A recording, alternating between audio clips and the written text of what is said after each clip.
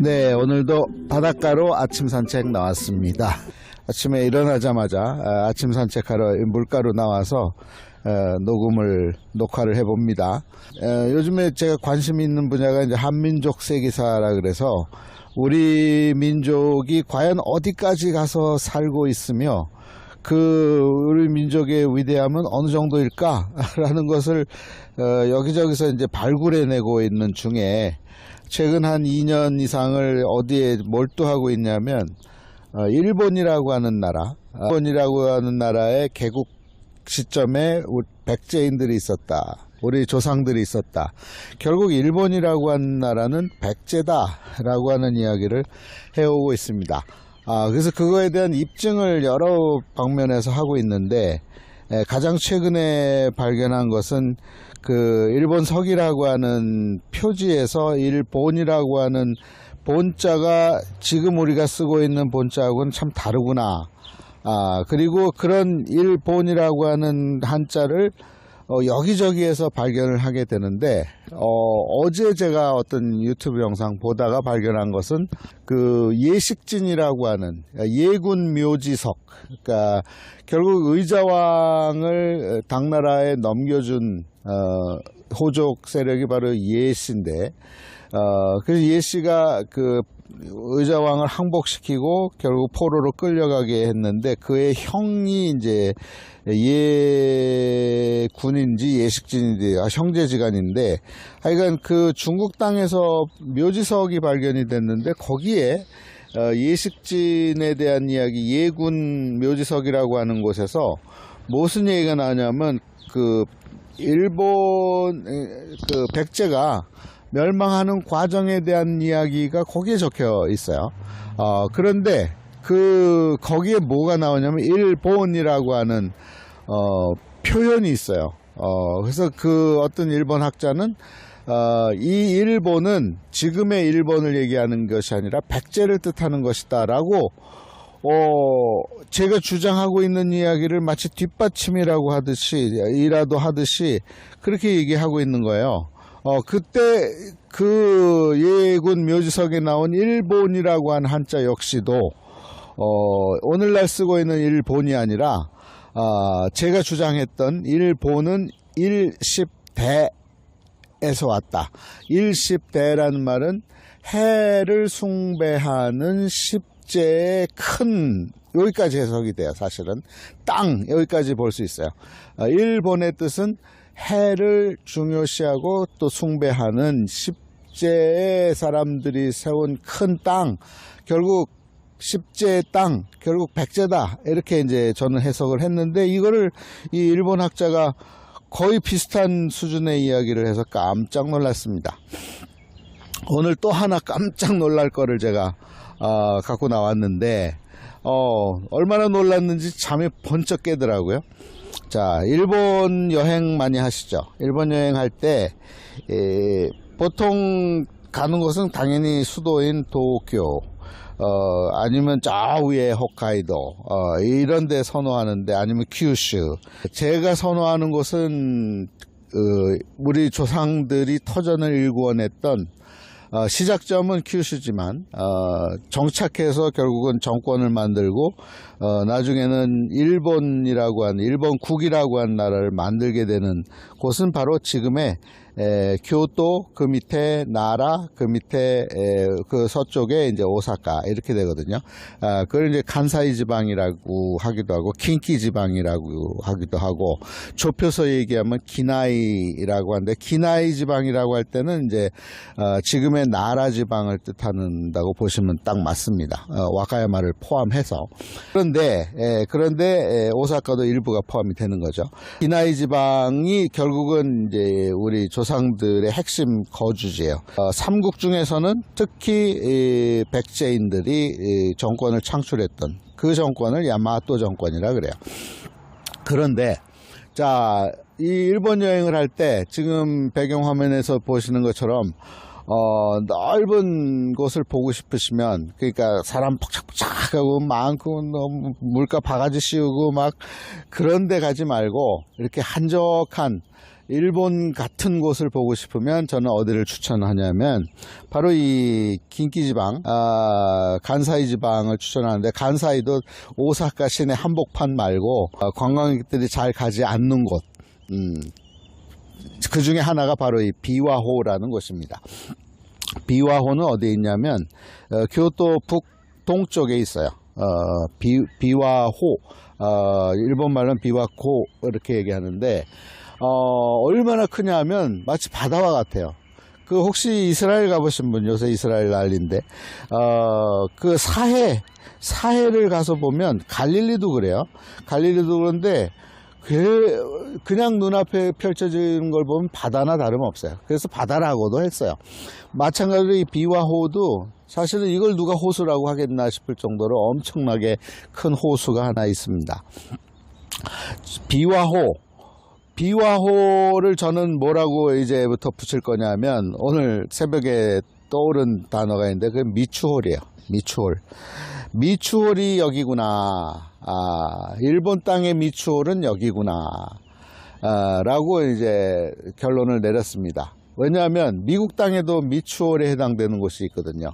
그게 바로 미시간이에요. 미시간. 같은 뜻입니다. 미시간이나 미추홀이나 뜻이 같아요. 순수 우리 고대 언어입니다. 순수 우리 고대 언어가 뭐냐면, 미가 물이라 그랬어요. 백제에서는 물, 미, 고구려에서는 매라 그랬죠. 치는 물고기 꼴이에요. 그래서 그 고궁 같은 데 가면, 특히 왕궁 같은 데, 또 절도 마찬가지인데, 특히 왕궁에 가면 왕궁의 주요 건물을 불타지 않게 보호해 달라는 취지로 그 용마루라 그러나, 그 맨 위에 양쪽 끝에다가 희한한 모양의 그 장식을 해요. 그게 바로 물고기 꼬리거든요. 물고기 꼬리. 다시 말해서 물이에요. 그러니까 화재를 예방 또는 화마를 막아달라는 기원이죠. 그걸 뭐라 그러냐면 한국에서 그걸 치미라 그럽니다. 치미. 그런데 일본에서는 발음을 시비라고 발음합니다. 시비. 그래서 미치의 뜻은 꼬리 달린 물고기. 꼬리 달린 물고기를 미치라 그래. 그 미추홀의 뜻이 그래서 꼬리 달린 물고기가 많이 고여 있는 곳, 모여 있는 곳. 홀은 사실은 성인데요. 홀은 일종의 그러니까 바운더리예요.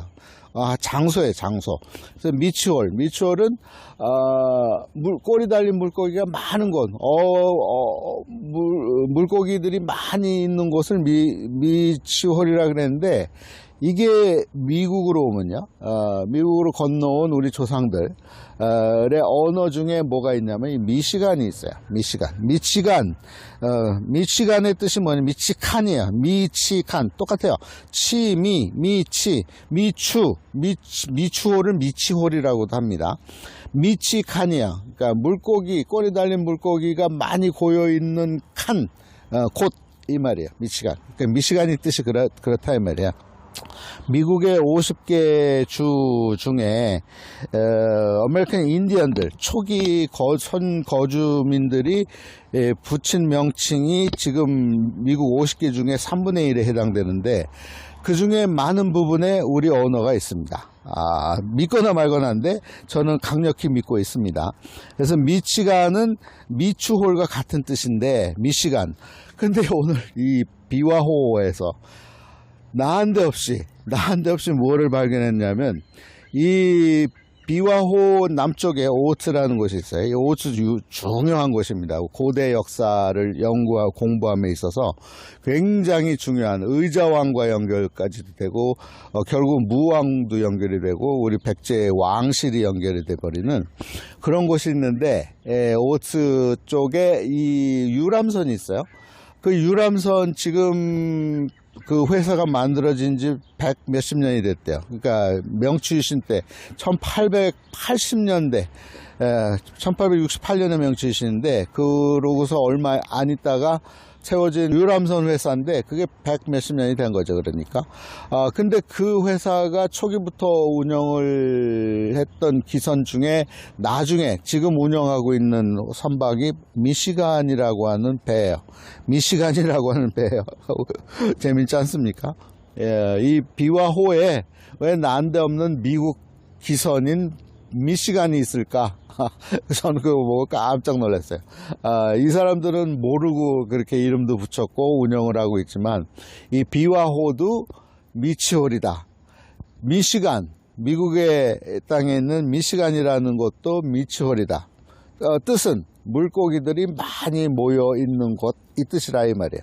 그래서 미추홀은 여러 군데로 비정할 수 있어요. 우리가 인천에 있는 바로 밑에 있는 곳을 미추홀이라고도 할 수 있지만 그 미추홀은 그 보통 명사로 어떤 고유 명사로 한 장소를 뜻하는 것이 아니라 보통 명사를 쓸 수 있어요. 그 뜻을 갖고 있는 물고기가 많이 모여 있는 곳을 미추홀이라 그런다 이 말이에요. 그래서 이 비와 호도 미추홀이다. 일본에서의 미추홀은 여기다. 미국에서의 미추홀은 미시간이다. 이렇게 볼 수 있는 거죠. 근데 왜 이 얘기를 꺼냈냐면, 한민족 세계사에서 우리 민족이 얼마나 멀리까지 가서 살았는가. 이 미국 땅에서도 와서 살았지만, 바로 이 일본 땅은 바로 이 비와호가 권력 창출과 많은 역사의 흔적이 남아있는 것이 바로 이 비와호인데 여기를 여행하라고 추천한다 이 말이죠. 도쿄나 오사카 이 한 시내 한복판 말고 한적하게 배낭 하나 둘러매고 걸어가면서 역사의 향기를 느낄 수 있는 것이 바로 이 미시간임, 미추홀, 여기 비와호입니다. 비와호. 그래서 비와호 남쪽에 오츠라는 항구가 있는데 이 오츠에서 누가 즉위를 하냐면요, 바로 그 의자왕의 아들에 해당되는 누구냐면 바로 나중에 천지천왕이 되는 그 나카노오에라고 하는 황자가 결국은 이제 왕위로 계승하면서 올라올 때 여기 오츠에서 이제 취임을 하게 돼요. 왕으로 이제 의식을 하고 등장한 곳이 바로 여기입니다. 이 오츠 이곳은 그런 역사의 유래가 있는 곳이고 그로부터 쭉 올라가서 백제의 왕실들 다시 말해서 그 위로 쭉쭉쭉쭉 올라가면 이제 그래도 이제 역사성이 있고 문헌으로 입증이 가능한 세대수는 이제 왕실 중에는 일본 왕실에는 바로 개체천왕이 있거든요. 26대 개체천왕의 흔적이 남아 있는 곳도 이곳이고 개체천왕은 사실은 이 동쪽 끝자락 위로 올라가면 후쿠이현에 이제 그의 동상이 있는데 사실은 다시 이렇게 가만히 들여다보면 그의 조상은 비와호 동쪽 끝이 아니라 북쪽 끝이 아니라 바로 이 서쪽 끝에서도 그의 조상의 흔적이 발견이 돼요. 그리고 그의 조상들은 나중에 어디서 발견되느냐? 이 나라, 지금의 나라로 내려오면 많은 고분들이 있어요. 그 중에서도 왕실의 고분들이 많이 모여 있는 것이 이 나라 산자락이거든요. 특히 백제의 왕실의 고분들이 발견되는 것이 이 백제산 이 나라 동쪽 산자락인데, 그래서 그 하나의 힌트 되는 단어들은 뭐냐면 사카라는 단어, 또 이와라는 단어, 바위인데요. 사카는 언덕이란 뜻이고, 그래서 거기서 이제 시작되는 것이 나중에 오사카가 등장을 합니다. 오사카베 이렇게 하다 보니까 이제 오사카가 되는데, 오시사카라고 하는 단어가 있어요. 지역이 있어요. 오시사카가 등장하면, 백제하고 왕실하고 연관이 되겠네. 또 하나 중요한 거, 히코라는 단어가 등장하면, 히노코, 태양이라는 단어가 등장하면, 그리고 그 밑에 아들, 미꼬, 히미꼬, 히꼬 이 등등이 등장하면 아하 이게 우리 조상하고 관련이 있구나.